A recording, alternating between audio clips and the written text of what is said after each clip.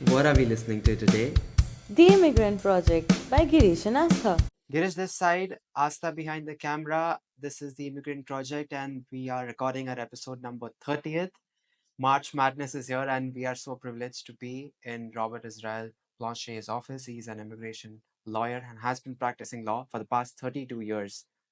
Robert, for our audience, can you tell us what is it that you do? Sure, I'm happy to do so. As you said, I've been practicing as an immigration and refugee lawyer for the past 32 years. Primarily, I'm a litigator. I litigate before all divisions of the Immigration and Refugee Board of Canada, which is the country's largest tribunal. And I litigate, obviously, before the Federal Court of Canada on applications for judicial review of application refusals, refugee claim refusals, enforcement issues, and stay motions to stop forcible deportations. I'd say that a niche area for me is representing foreign nationals and permanent residents with enforcement allegations.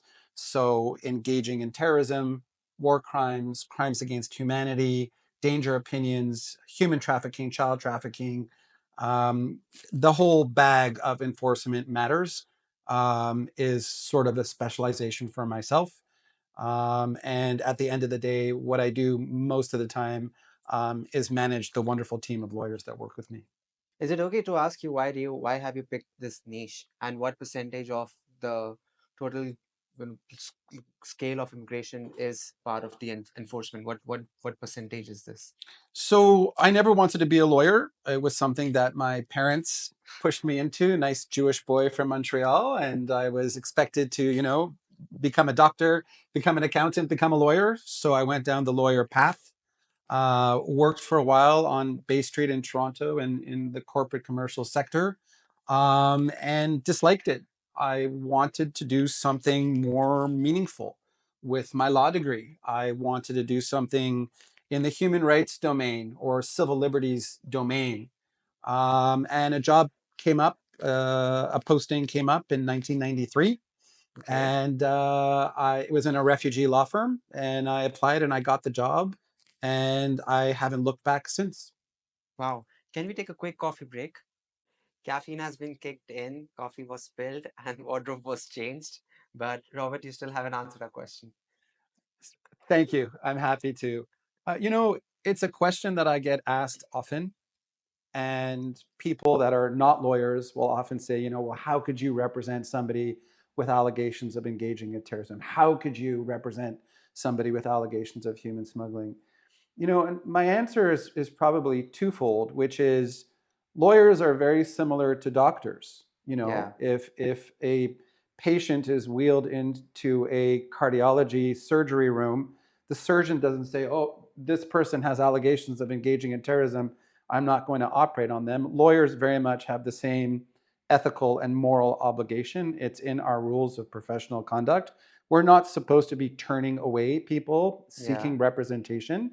And to add to that, I'm not personally endorsing these people. I'm not exactly. personally supporting them. Hmm. I'm executing my duties as a lawyer to represent them to the best of my ability. And then it's in the hands of the justice system to determine what the outcome will be. The other part of the answer, in terms of why I gravitated towards enforcement issues, is because it's really bloody interesting Oh, in terms of being a lawyer and the type of work and files that you receive and the type of clients that you receive. It's fascinating and interesting work. And it's work that often takes years and years and years. You often end up in the Federal Court of Canada on them. And it's very intellectually stimulating. wow. Now, having said, Robert, has there ever been a case or multiple cases where your moral compass was tested? Yes. Yes. Do you end up saying no to certain cases? Yes, I do. Not very often at all. Many, many years ago, actually, a lawyer, a colleague, asked me to take over a file from him. Hmm. It was criminality, serious criminality. Long story short, though, when I got the file and I met with the client, what I learned was that the criminality was that he had been sexually assaulting children Right. in his home country. He was from the African continent. And also here in Toronto, he had been charged with sexually assaulting and sexually molesting children. So that's for myself in my life. that's an area or an issue that I cannot say that I would be able to the best of my ability represent that person. And I think in those situations, it's smart and prudent to step back and say, you know what, that's just something that I'm not going to get involved in. Wow, that I appreciate your answer. Let's talk about the dream that was sold to all of us, especially people who come from countries like India. And just a while back, you're talking about how certain consultants have exploited the system, trying to get students at the pretext of giving them a LMIA or a PR card. Right, right. Where do you think we went wrong? Well, it's a very large question. I guess, the start point for me is that Canada is not a dream. Hmm. Coming to Canada as an immigrant, and I'll use immigrant in terms of PRs and refugee claimants, it's a very, very difficult and challenging environment to be in when you come to this country. I think the problems often stem from consultants, and I include ghost consultants, Hmm. that are preying on members of their own community, frankly. If I am able to interject, can you please explain what is a ghost consultant to our audience? So in Canada, you can still be, even though many of us lawyers don't agree with it, Hmm. you can still be a registered consultant. Okay. You can be RCIC registered, you can take the Queen's University course, and you could eventually be a registered consultant. And truth be told, there are many very, very good immigration consultants out there. Hmm. A ghost consultant is somebody that just hangs up a shingle and says, Ah. Diamond Immigration Services, come to me. I'm going to get you a work permit for Boston Pizza. We're going to get you an LMIA, which is fraudulent, or we're going to make a refugee claim saying this and that, which isn't true. The system has been infected. It's been infected by non-lawyers, many consultants, ghost consultants, interpreters, agents, people that haven't got a clue about the immigration system or the legislation, meting out advice to people that Yeah. are extremely vulnerable.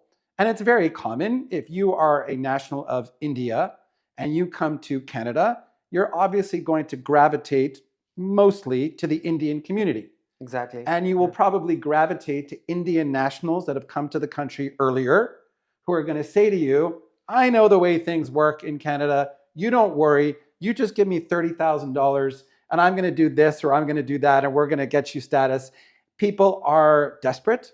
Hmm. People are vulnerable. People are naive.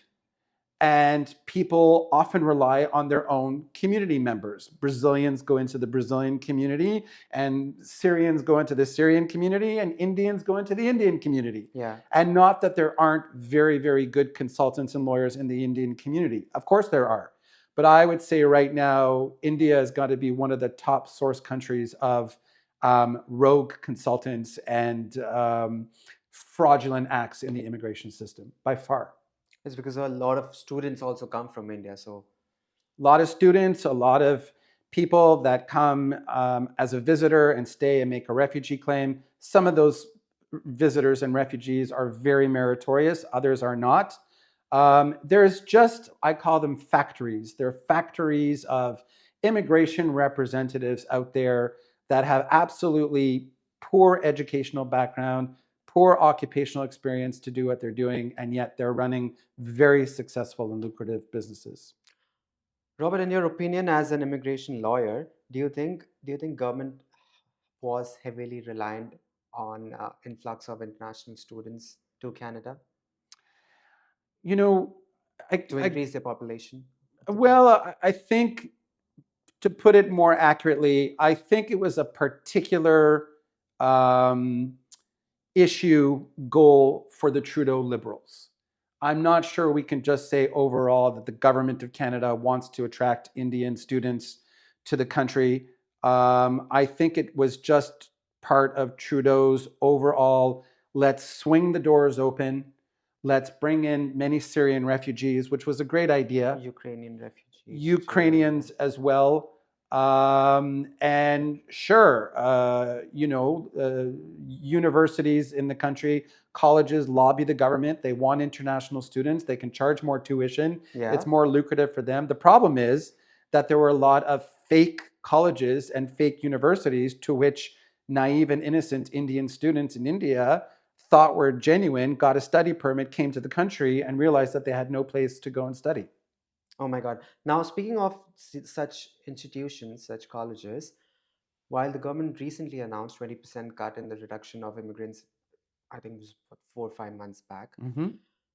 I've also heard news just a month ago that a lot of colleges are shutting down because the number of course, students have reduced. Yes. Do you think this is a good trend for everyone, for students coming in, and for Canada as a credible country to provide high quality education to students? I think bona fide, genuine Canadian educational institutions should be able to attract foreign students as much as they wish. And I think that genuine bona fide students in India and every country in the world should have an opportunity to come to Canada and study. The problem is that anytime you enact something like this, there will be sharks in the waters that will see dollar signs in front of them, and they will, pop up, as I said to you early, colleges at the end of a strip mall somewhere, and attract, when I was in India in 2018, I remember I was in Jalandhar and I was walking to the venue that I was going to speak at, and I saw posters on the street, posters after posters, come to Canada, get a 3 points on an IELTS exam and come to Canada, get your permanent residence, come. So already the sort of the marketing of Canada wasn't just going on in Canada, it was going on in India as well. Oh my God, these are like factories. They are like factories. So, Absolutely. so you mentioned dollar signs and opportunity. So, of course, for an Indian student or any student for that matter coming to Canada, there's an opportunity cost. So, first of all, do you think it's, in your opinion, of course, in the current market we are in right now, 2025, with there are tariffs, the jobs are less, housing is extremely expensive, inflation, whatever, grocery cost is high. Indian students, on one side, they have a fantastic life in India or any other country. If they come to Canada, they pay 3, 4, 5 times the college education, and sometimes they don't even get jobs, and then they end up working at cafes, restaurants, Sure. odd jobs. Again, no pathway to LMI or PR, and they come back home. Right. So do you think they should take a gamble on this opportunity cost? The Indian students? Any students for that matter, given the current state we are in right now in Canada, That's a tough question. geopolitical state. Yeah, that's a tough question. I think that the housing, well, first and foremost, the housing crisis in Canada, and there is a housing crisis in Canada, wasn't the fault of immigrants and students. That was a tactic, I think, of the Conservatives to paint the Liberals as, falling flat on housing because they were allowing too many students to come in, primarily from India. So let's first and foremost say that we're not blaming Indian students for housing issues in Canada. That's completely, completely wrong. On housing issue, before you move forward, Robert, most Canadians don't share your opinion because according to the poll, they blame immigrants for housing crisis. Yes, but most Canadians are working 23 hours a day. They've got kids, they've got a home, they've got business. Where do they get their information from? Where do they get their news from? They might get it online, they might get it from the local news at 6 or 11, and they are hearing the leader of the Conservative Party, many Propaganda, yeah. Conservatives, many others in the country saying, if Trudeau had not let in all these bloody students from India or otherwise, Yeah. we wouldn't have had a housing problem because it's all these students that are eating up the housing.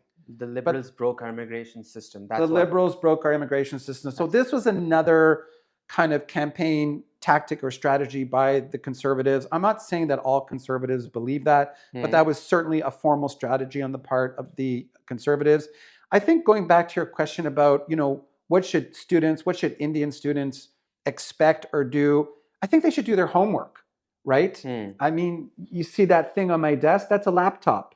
Any Indian student anywhere in India can pop open their laptop or go to a local cafe, very bright, very educated, and they can do their homework on what is it going to look like if I try to go to Canada as a student?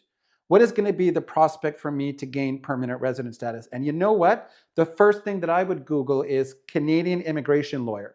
And I would hold a consultation If I was sitting in Chandigarh, Yeah. if I was sitting in Kerala, I would hold a consultation with a Canadian immigration lawyer, not a consultant, and say, I have a few questions. I need to understand the pros and cons of my coming to Canada and the chances of my acquiring permanent resident status. At our firm, our intake consultations are free. We offer free initial consultations, not to give pure advice and guidance, but to illuminate certain things Yeah. for people so they have a better sense of whether they want to come or not. So I would say to foreign students anywhere in the world, do your homework first. You have that, a laptop or a computer. You can speak with a Canadian immigration lawyer or otherwise find out what your prospects of staying in Canada permanently will be. People are making fake refugee claims. They're entering into false marriages in order to stay. I mean, the system is infected by all of this. So I don't know what the solution is, but it's infected. Oh my God.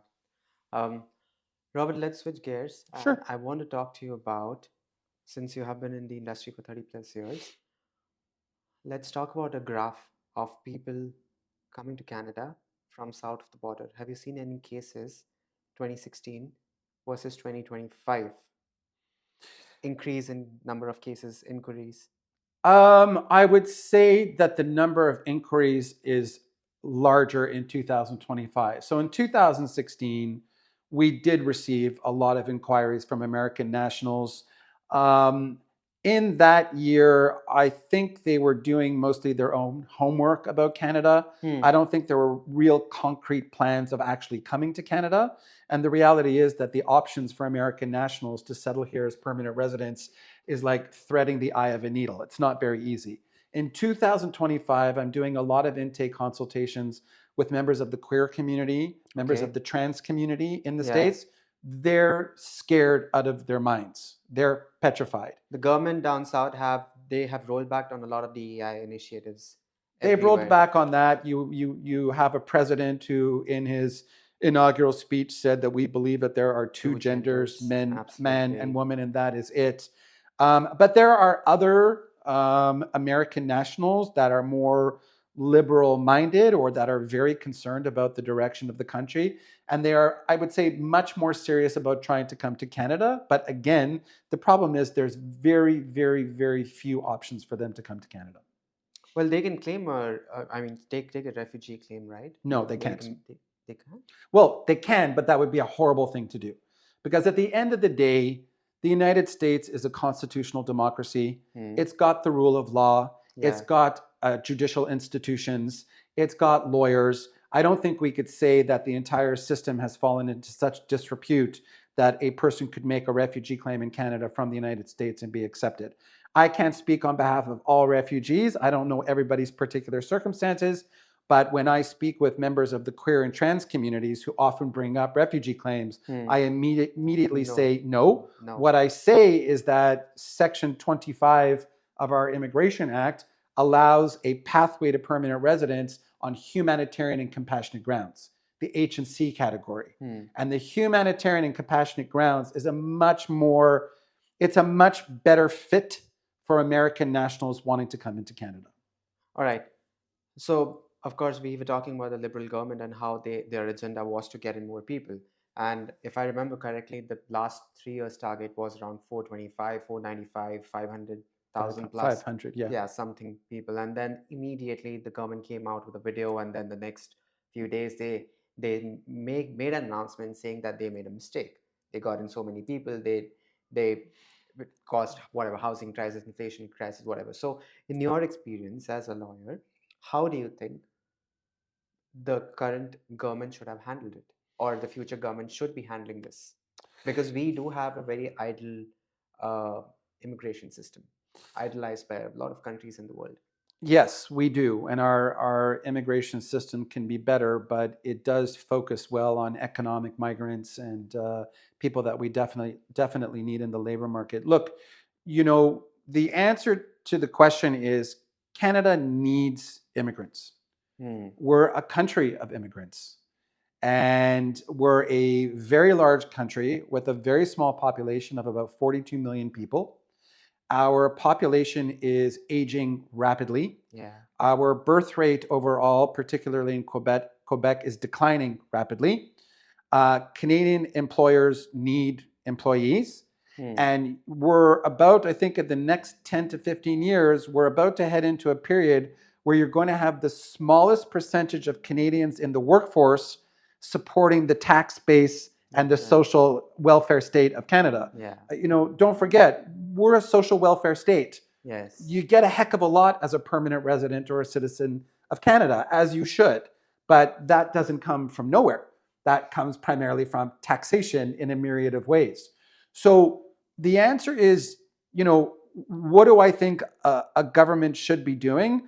I think a government should be looking at what's been working well, Yeah. what has not been working well, such as closing the family class, parent, grandparent sponsorship category, as one example, Okay. canceling the immigrant investor program because there was so much fraud. They canceled the immigrant investor program. I think that the government should be, as I said, looking to what was working well, looking to what is not working well and fixing it, and keeping an eye on the mood and the temperature of the Canadian public. The Canadian public still overall, I know there's been dips, peaks and valleys of late, but I still believe firmly that the average Canadian supports immigration, supports a humanitarian and compassionate policy, supports the refugee category. I still do. I think the Conservatives spooked a lot of Canadians by saying that this, housing crisis was the fault of students, Indian students primarily. And I think a lot of people ate that up like cake. I don't think it's true necessarily. And I think that, the other thing is that the Canadian government, the federal government, needs to do a better job of explaining to Canadians the distinction between immigration and enforcement. Okay. So when you read in the Toronto Sun that a guy from XY country with drug-related crimes, etc., is being deported, that's not an immigration story. That's an enforcement story. Okay. An immigration story is a story of people coming to the country and settling and contributing and benefiting and prospering in Canada as a country. And that's a good thing, and we need it. I just don't think the government does a very good job of explaining to Canadians, these are the people we need to come in, and these are the people we need to go out or keep out. I don't think the government also does a good job of talking about people leaving the country, because I believe a lot of people do. You mean Canadians and permanent residents? Yes. Yeah, for sure they do. I think, like any country, I think that a lot of Canadians are taxed to death, number one, and certainly just don't want to keep living in a country where they are taxed to death. I think there's a myriad of reasons why people would leave Canada, but on the whole, I mean, I'm the proudest Canadian you're going to meet. I still firmly believe, even though the Globe and Mail reported today that Finland was ranked as the number one, it was the number one country. We dropped 3 ranks. We are on 18th. Even so, I know we've got work to do. I still firmly believe that we are the best country in the world. And I'll tell you, working for 32 years, I've seen and worked with people from every corner, every region, every country in the world, you name it. They've been sitting in this office, and their desire to remain in Canada and have a life in Canada and contribute to Canada is really laudable. So that's what I think the Canadian government should do. The Canadian government should be marketing us. We don't do a very good job of marketing ourselves around the world. We have to market ourselves better. We have to attract foreign investment. We have to attract foreign companies. We have to attract foreigners to want to immigrate here. And part of that is traditionally we're not so great at marketing ourselves. And I think a government has to do a better job of doing that. I think consultants are great at marketing Canada to students. That's what I can do. I think consultants have, and again, I will preface this by saying there are many excellent consultants out there. So I don't want to throw the baby out with the bathwater, but the majority of consultants that I've come into contact with, they're criminals, pretty much. And they've done a very good job at infecting the Canadian immigration system. Bad actors, as they say. Or terrible actors. Terrible actors. Before I ask you my closing question, Robert, I wanted to slightly touch upon a point which you may or may not want to talk about is politics. Is it something that you can address? Shoot, let's see how it goes. How how terribly do you think the country has felt after the new president has taken office? How badly do you think we have felt? Econ- I think Economically, economically, yeah. horrible. I think it's one of the worst things to happen to the country. I'm not going to count the First and Second World Wars or any conflicts that Canada's been involved in. That's the worst thing a country can go through. But aside from that, I think Trump, the tariffs, referring to our prime minister as a governor, referring to the country as a 51st state, Horrible. is very dangerous. The damage to the Canadian economy is palpable. And I think Canadians are rightly very, very, very worried and concerned. It's going to be the number one issue in the next election, which is going to be called likely on Sunday. But I Yes. will say this I will say this never underestimate Canada and never underestimate the brain power of Canadians and the Canadian government. The Liberal government, moved quickly on the Trump tariffs. Yes. They started working together in terms of breaking down the walls between provinces and territories in terms of interprovincial, Barriers, interterritorial right? economic Trade barriers. trades. Exactly. And now I think you certainly have both major federal parties. I'm not sure about the NDP, but certainly the Liberals and the Conservatives seem very much to be on it. And I think that this is the number one priority of the country for the next 4 years. What I feel proud of, Robert, is I've noticed that Canada was the only country, probably the first country, to talk about retaliating to the US with tariffs. So they Yeah. came out with this huge plan, 30 billion, and then followed by 155 billion, Yep. whatever. So Yeah. so that shook Trump up, and then Doug Ford ended up announcing 25% something on electricity, Electricity. and Yeah, but he then had to walk that yeah, back. he Yeah. walked that back. He rushed that out the door a little too quickly. But then that got him a meeting with Howard Lutnick the next week. Yeah, yeah. Listen, I guess the advantage is um, we've been their neighbors for a million years. Yeah. A former Prime Minister Pierre Trudeau, Justin Trudeau's father, was once asked, "What was it like to be the neighbor of the United States?" And his answer was, "Try sleeping in bed with an elephant.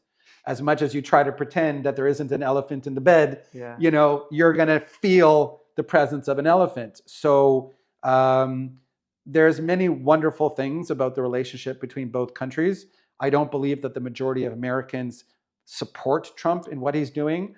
I think it's, as Mark Carney put it very aptly, dumb what he's doing. Exactly. But I have absolute full faith in my country and in my government. Uh, we'll handle it. And you know what? Maybe this is the wake up call that Canada's needed for a long time. We've placed too many of our eggs in the US basket. Exactly. And it's time for us to really diversify. Nobody can understand why we still don't have a free trade agreement with India. We've been in negotiations with India for about, I don't know, 125 years on trying to hash out a free trade deal. Hasn't happened. There's a myriad of reasons, including Narendra Modi and the BJP government and what they want. They're aligned more conservative Yeah, than they are exactly. with a liberal government of Canada. And Justin Trudeau and the whole Sikh issue in Canada, which and Khalistan is a live issue. It is. It's a very live issue, but it really soured relations with the Indians, and so they're not so inclined to play ball with us right now economically. But I think Australia, New Zealand, France, there's a reason Mark Carney, Prime Minister Carney, got on a plane to Paris and London, Exactly. and then Iqaluit as the first foreign trip as a prime minister. Announced military investments there. Yes, absolutely. That's really important. And then they also announced some $6 billion investment with an Australian company to build those defense for the north radars. Yeah. Well, yes. we're warming up rapidly, and before you know it, there's going to be huge amounts of population up in the north. That's why Trump wants Greenland. Exactly. There's a reason he wants Greenland. Yeah. It's not as crazy as people say, but we need to affirm and reaffirm our jurisdiction over the Northwest Territories and the Northwest Passage. I'm very happy that Prime Minister Carney went to Iqaluit, went to Nunavut. Exactly. That's why we call ourselves the North, strong and free. Yes, absolutely. Robert, do you have any last words for immigrants who are watching this episode? Welcome to Canada. You are most welcome here. We are beyond happy to have you here. And if you need help, contact a proper, experienced immigration lawyer. Don't be duped, don't be fooled, don't be tricked. Ensure that your rights are being represented properly. And yeah, that's all I would have to say. Thank you, Robert, for your time and Thanks so being much for part of having our me. show. Yeah, thank you.